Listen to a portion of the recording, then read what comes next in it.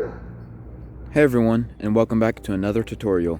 Today I'll be teaching the Icepick Aerial.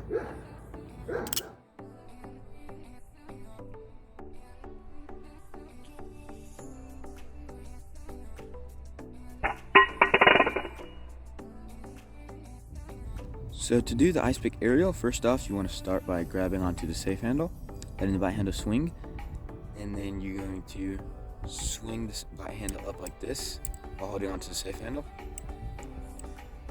until it gets close to your thumb, about right here, and then you're going to let go with your hand.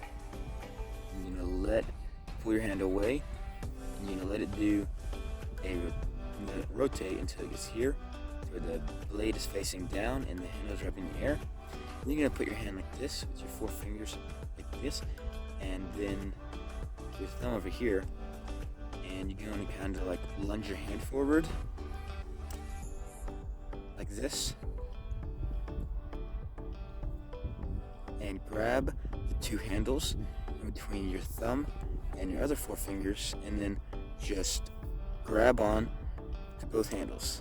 And that's all it is. It just takes some getting used to because you're losing control of it.